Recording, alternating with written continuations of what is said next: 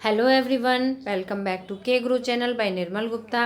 प्यारे बच्चों, आज हम कक्षा 10 के कार्यपत्रक नंबर 44 सॉल्व करेंगे। हमारा विषय हिंदी और हिंदी में हम पढ़ेंगे सूरदास के पद की पुनरावृत्ति। पुनरावृत्ति मतलब रिवीजन। हम सूरदास के पद ऑलरेडी पढ़ चुके हैं, आज हम उसी पाठ की पुनरावृत्ति करेंगे। तो सबसे पहले मैं आपको एंट्रीज बता देती हूँ। आपको अपना नाम लिखना है, अपने कक्षा अध्यापक का नाम लिखना है, डेट लिखनी है 14 अक्टूबर 2020। तो स्टार्ट करते हैं बच्चों आज की वर्कशीट। बच्चों, पिछले कार्यपत्रकों में आपने सत्र 2020-21 के सीबीएसई के पाठ्यक्रम में शामिल क्षितिज भाग 2 के पद्य पाठों पर आधारित कार्यपत्रकों का अध्ययन किया। कार्यपत्रक मतलब बच्चों जो आपकी वर्कशीट आती है, आपने उन सभी का अध्ययन किया है। उम्मीद है कि आप पाठ्यक्रम में शामिल अपनी पाठ्य पुस्तक क्षितिज भाग 2 के सभी पद्य पाठों को पढ़ लिया होगा और समझने का प्रयास किया होगा। इसी आधार पर सूरदास के पद पाठ के अभ्यास कार्य के महत्वपूर्ण प्रश्नों के उत्तर लिखिए। बच्चों, डिपार्टमेंट भी आपसे उम्मीद रखता है कि आपने सभी वर्कशीटों को अच्छी तरह से पढ़ा होगा और इसके अलावा जो आपके पास बुक्स होती हैं, आपके सिलेबस की बुक, आपने उनको भी पढ़ा होगा। जैसे आपकी हिंदी की बुक है क्षितिज भाग 2, तो आपने इस बुक को पढ़ा होगा और इस बुक में जो भी वर्कशीट में चैप्टर आ रहे हैं उन सभी पाठों को या जो पद्य पाठ आए हैं उन सभी को आपने पढ़ा होगा। तो हमें ऐसी उम्मीद है बच्चों कि आप सभी ने उन पाठों को पढ़कर समझ लिया होगा। तो देखिए बच्चों, आज की जो वर्कशीट है उसमें आपको पाठ नहीं पढ़ाया जाएगा क्योंकि आप ऑलरेडी पढ़ चुके हैं। आज उस पाठ पर आधारित पुनरावृत्ति कराई जाएगी। यहाँ कुछ प्रश्न पूछे गए हैं, आपको उन प्रश्नों के लिखित रूप में उत्तर देने हैं। तो देखिए बच्चों, पहला प्रश्न है, गोपियों द्वारा उद्धव को भाग्यवान कहने में क्या व्यंग निहित है?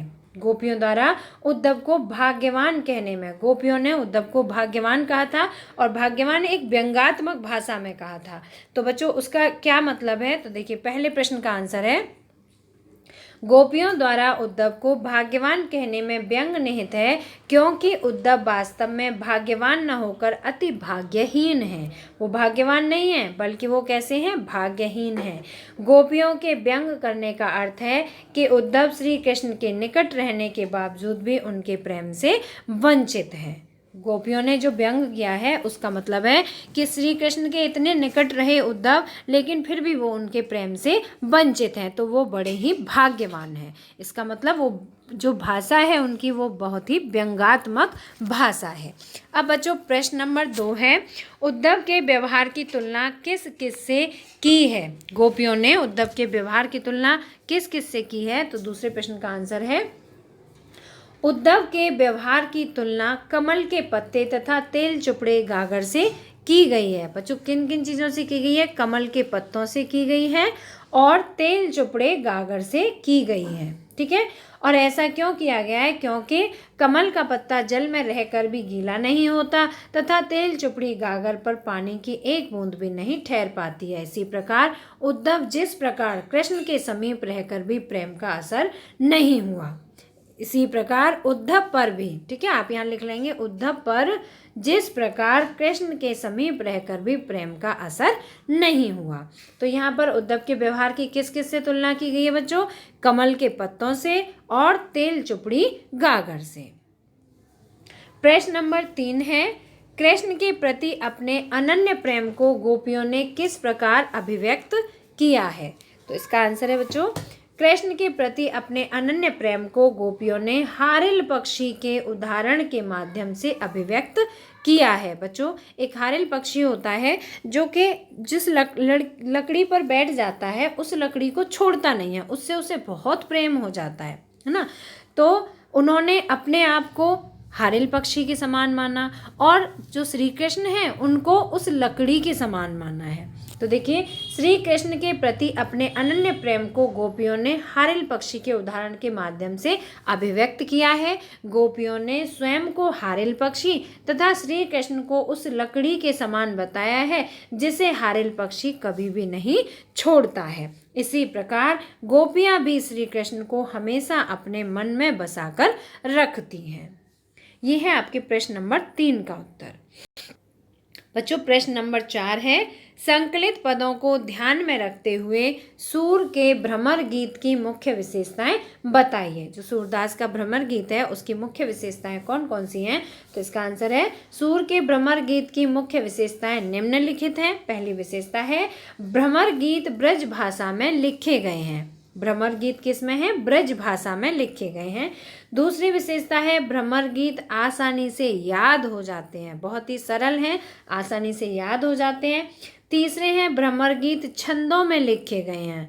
ठीक है बच्चों, ये छंदों में लिखे गए हैं। और चौथे है भ्रमर गीत अलंकारों से सुसज्जित हैं, मतलब भ्रमर गीतों में अलंकारों का प्रयोग किया गया है। तो बच्चों ये है आपके प्रश्न नंबर 4 का उत्तर।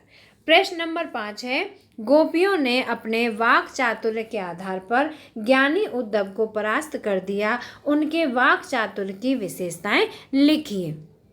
तो जो उद्धव थे वो बड़े ही चतुर थे, बड़े ही चतुर थे, कुशल थे, लेकिन जो गोपियां थीं वो उन्होंने अपने वाक चातुर्य से, मतलब बोलने से, जो बोलने की उनमें कुशलता थी, उस कुशलता से उद्धव को भी परास्त कर दिया था। कैसे? गोपियां वाक चातुर्य में कुशल हैं, वे अपनी बात को व्यंग शैली में तर्क के साथ स्पष्ट रूप में कहती हैं। सभी गोपियां साहसी तथा निडर हैं। तो इस प्रकार से गोपियों ने अपने वाक चातुर्य के माध्यम से ज्ञानी उद्धव को परास्त कर दिया। अब बच्चों इसमें प्रश्न नंबर 6 में गतिविधि दी हुई है, तो पहले गतिविधि पढ़ लेते हैं, उसके बाद फिर उसका आंसर पढ़ेंगे। तो देखिए, जिस प्रकार उद्धव को गोपियां अनेक प्रकार के तर्क देती हैं, वैसे ही आप अपने जीवन की किसी एक घटना का उल्लेख कीजिए जिसमें आपको अनेक तर्क देने पड़े हों। बच्चों, क्या आपके साथ कभी ऐसा हुआ है जब आपको एक किसी कार्य के लिए अनेकों तर्क देने पड़े हों? तो मुझे उम्मीद है कि लगभग सभी बच्चों के साथ ऐसा होता है। तो मैंने उसी अपने अनुभव के आधार पर यहाँ पे एक गतिविधि लिखी है। मुझे विद्यालय के नैनीताल टूर पर जाने के लिए अपने माता पिता को मनाने के लिए अनेक तर्क देने पड़े थे। तो बच्चों, मुझे उम्मीद है कि आपको आज की वर्कशीट अच्छी तरह समझ में आ गई होगी। अगर आपको वीडियो पसंद आया तो लाइक करना, अपने फ्रेंड्स के साथ शेयर करना, और अगर आपने अभी तक हमारे चैनल को सब्सक्राइब नहीं किया तो सब्सक्राइब जरूर करना, बेल आइकन को टच करना, जिससे आपको आने वाले सभी वीडियोज़ का अलर्ट रेगुलरली मिलता रहे। तो मिलते हैं फिर इसी तरह की नेक्स्ट एजुकेशनल वीडियो में। Till then, bye bye, good luck to all of you.